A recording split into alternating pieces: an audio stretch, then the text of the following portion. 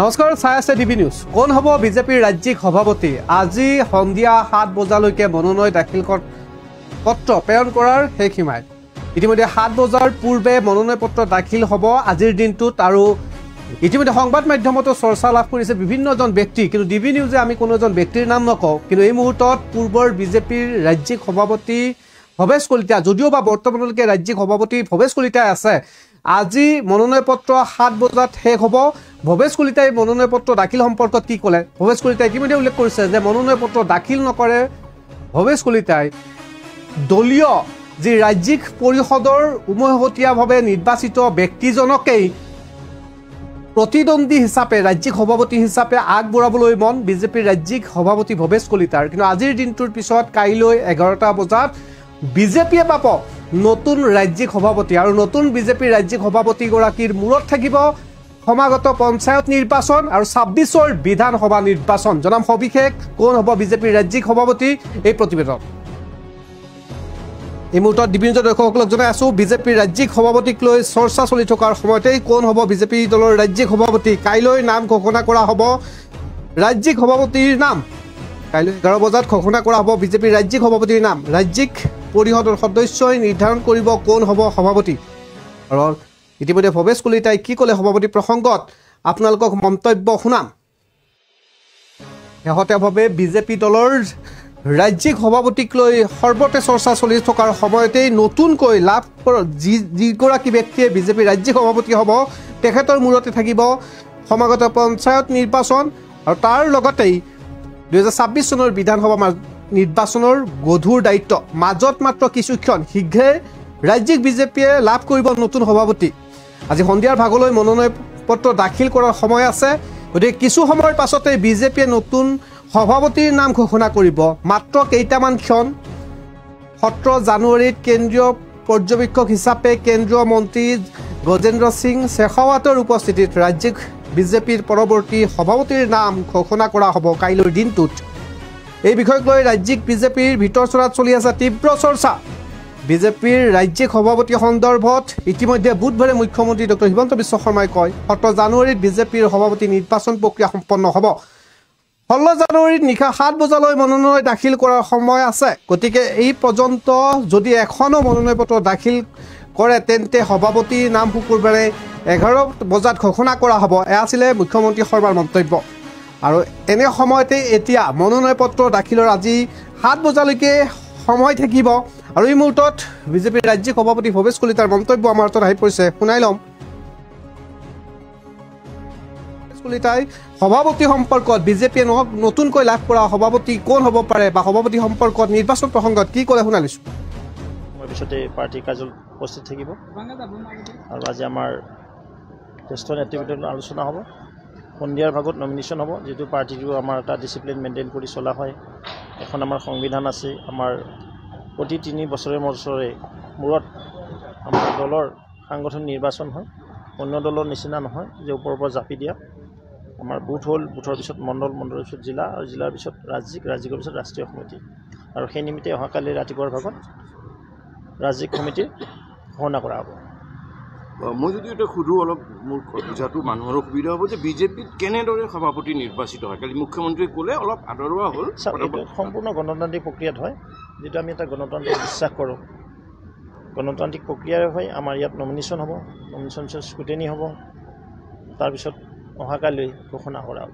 মানে কি ভোট কোনে দিব? ভোট ষ্টেট কাউন্সিলসকলে দিয়ে, যিসকল আমাৰ ৰাজ্যিক পৰিষদৰ সদস্য থাকে। প্ৰতিখন জিলাৰ পৰা 3 গৰাকী থাকে, 1 গৰাকী মহিলা, 2জন পুৰুষ, 3জনকৈ থাকে। মুঠ ভোট জানিবহে বিচাৰিছোঁ। 10% টোটেল MLAৰ পৰা 10% হয়, MP ৰ পৰা 10% হয়, আৰু সেইখিনি মিলি আমি ৰাজ্যিক পৰিষদ বুলি কওঁ।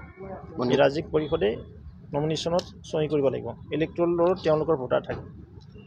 মুঠ ভোটাৰ কিমান? মুঠ ভোটাৰটো আমাৰ আছে 145 জন হয়, প্লাছ ইন এডিশ্যন আমাৰ 10% MLA আৰু 10% MPs। মনোনয়ন দাখিল আমাৰ কৰিব পাৰে, আৰু বেছি কৰিলে ময়ে পিছুৱাই দিওঁ।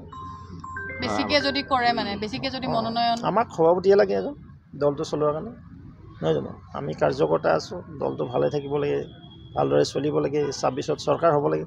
আমাৰ উদ্দেশ্য সেইটো কোন সভাপতি হ'ব এইটো মেটাৰ নহয় মনোনয়ন পত্ৰ যদি বেছি দাখিল হয় মুখ্যমন্ত্ৰী মহোদয়ৰ নেতৃত্বত আমি চৰকাৰ কৰিব লাগে এখন বলিষ্ঠ চৰকাৰ এখন জনমুখী চৰকাৰ যিখন চৰকাৰে অসমৰ জনতাৰ অভাৱ অভিযোগখিনি আৰু লাঘৱ কৰিবলৈ সক্ষম হ'ব কংগ্ৰেছে কৈছে যে পঞ্চায়ত নিৰ্বাচন পাতিবলৈ বিজেপিয়ে ভয় কৰিছে মানে পঞ্চায়ত চাওক, শেষ ইতিমধ্যে হোৱাৰ আগতে ছমাহ শেষ হোৱাৰ আগতেই প্ৰচেছটো কৰিব লাগিছিলে সেইটোতো নকৰিলে এবছৰ পিছত কৰি আমাৰ উপ নিৰ্বাচন আছিলে 5টাকৈ বিধানসভা সমষ্টি তাত তেওঁলোকে মুখ দেখা চাখালে তেতিয়াতো তেওঁলোকে নক'লে যে উপ নিৰ্বাচনৰ লগত একেলগে পঞ্চায়ত হওক তাৰমানে আপুনি কথা এটা ক'লে যে উপ নিৰ্বাচন হৈ যোৱাৰ ইমিডিয়েট পঞ্চায়তৰ আমাৰ কুচকাৱাজ চলিল আৰু তেতিয়াই তেওঁলোকে কেছ কৰিলে কংগ্ৰেছৰ এজন জ্যেষ্ঠ নেতাই যাৰ কাৰণে কেছটো ভেকেট নোহোৱাৰ কাৰণে মহামান্য আদালতৰ জাজমেণ্টটো নোহোৱালৈকে পঞ্চায়ত পাতিব নোৱাৰে বুলি যিহেতু কোৰ্টৰ পৰা এটা আমি হেৰি পালোঁ আৰু সেইমতে সৌখিনা ততাতৈয়াকৈ যদিও জাজমেণ্টটো আহিলে কিন্তু সময় খুব তাকৰ আছিলে যিহেতু এতিয়া ইলেকশ্যন নহয় পৰীক্ষাৰ এক্সামিনেশ্যন বতৰ আহি গ'ল আৰু গাঁওবিলাকত যেতিয়া ল'ৰা ছোৱালীয়ে ষ্টাডি কৰি থাকিব সেই মুহূৰ্তত যেতিয়া গাঁৱত মাইক বাজিব শ্লোগান দিব তেতিয়া এটা পৰিৱেশ বিনষ্ট হৈ যায় আৰু সেই নিমিত্তে যিটো 15 ফেব্ৰুৱাৰীৰ পৰা ইলেকশ্যন হ'বলৈ গৈ আছে বা 15 ফেব্ৰুৱাৰীৰ পৰা আমাৰ পঞ্চায়ত ইলেকশ্যনৰ আগতে গোটেই পৰিৱেশটো বিনষ্ট হ'ব এক্সামবিলাক যদি হয় আৰু সেইকাৰণে সকলোৱে সিদ্ধান্ত ল'লে যে মাৰ্চৰ শেষৰ পিনে এপ্ৰিলৰ ফাৰ্ষ্ট হাফত পঞ্চায়ত নিৰ্বাচন অনুষ্ঠিত হ'ব এটা কথা সুধিছোঁ 2021 চনৰ পৰা আপুনি যেতিয়া দায়িত্ব লৈছে তেতিয়া দলৰ প্ৰতিটো নিৰ্বাচনেই হওক বিভিন্ন সুন্দৰকৈ আপুনি ৰূপায়ণ কৰিছে এতিয়া কিন্তু চৰ্চাত বহু কেইগৰাকী নেতাৰ নাম আহিছে আহিব পাৰে এইটো এটা গণতান্ত্ৰিক দল আপুনি নাম যে পিছুৱাই দিব মই নেকি সৰ্বোচ্চ আপোনাৰ? নহয় ন ইয়াত তেনেকুৱা ইয়াত ব্যক্তিৰ স্থান নাই দেই যদি কোনোবাই ব্যক্তিৰ স্থান ভাবিছে তেওঁ ভুলভাৱে ব্যাখ্যা হৈছে বা ভালভাৱে মানে ধাৰণা কৰি লৈছে ইয়াত দলহে ব্যক্তিতকৈ দল উদ্ধত দলতকৈ দেশ উদ্ধত আমি ৰাষ্ট্ৰমাতাক সেৱা কৰাৰ কাৰণেহে এই দলটা আছে কিন্তু ইয়াৰ আগতেও দুটা টাৰ্মত দুটা কাৰ্যকালৰ কাৰণে কিন্তু সভাপতি হৈছে আপুনি হ'ব বৰ্ধিত পাৰে কাৰ্যকাল হ'ব কৰি পাৰে আছে মোৰ মানে মোটামুটি প্ৰায় 4 ইয়াৰ্ছ মাত্ৰ 4 মাহ বাকী এটা মই কণ্টিনিউ কৰিছোঁ মই ধন্যবাদ দিছোঁ সকলোকে যি সহযোগিতা পাইছোঁ বা দলটো কিদৰে আমি আগবঢ়াই নিব পাৰিছোঁ নিশ্চয় যিসকলে নতুন দায়িত্ব ল'ব আৰু ভালদৰে আগবঢ়াই নিয়ক মই তাকেহে কামনা কৰিম আপুনি নলয় নেকি আছোঁ আমি কাৰ্যকৰ্তা হিচাপে সদায় থাকিম মই ক'লো নে মই এজন কাৰ্যকৰ্তা মনোনয়ন দাখিল কৰিবনে আপুনি মই নকৰিব পাৰোঁ মনোনয়ন দাখিল নকৰিব পাৰোঁ সেইটো কথা নহয় থাকিলেও দলে ইমান সন্মান দিলে নহয় জানো হয় সভাপতি নিচিনা পদ দিলে আৰু কি লাগে আমাক মন্ত্ৰী হ'লোঁ দুবাৰকৈ বিধায়ক হ'লোঁ আকৌ বিধায়ক হ'ম নহয় জানো জিলা সভাপতিসকলে নিৰ্বাচন খেলিব নোৱাৰে হয়। এই ক্ষেত্ৰত আপুনি অৱশ্যে আগতে কৈ থৈছে পুনৰবাৰ আপোনাক সুধিছোঁ হ'ব যে পাৰে ৰাজ্যিক ৰাজ্যিকৰ ক্ষেত্ৰতো আহি যাব পাৰে আহিলেতো আমি বিধানসভা খেলিব লাগিব না এতিয়া ৰিটায়াৰমেণ্ট ল'ব হোৱা নাইতো ন ঠিক আছে থেংক ইউ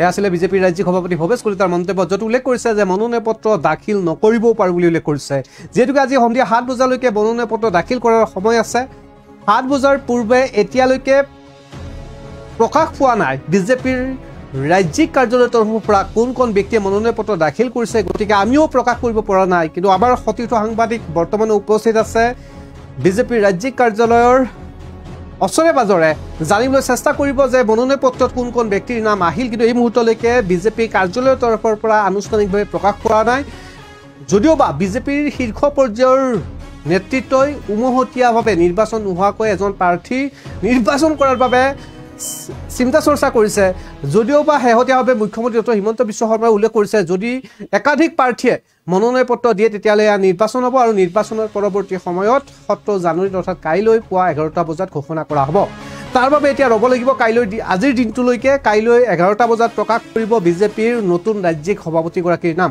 আমিও জানিবলৈ চেষ্টা কৰিম চাই থাকক একমাত্ৰ ডিবি নিউজ কোন হ'ব বিজেপিৰ ৰাজ্যিক সভাপতি নতুনকৈ কাৰ দায়িত্বত থাকিব বিজেপিৰ ৰাজ্যিক সভাপতি গৰাকী সেয়া আমিও আপোনালোকক জনাবলৈ চেষ্টা কৰিম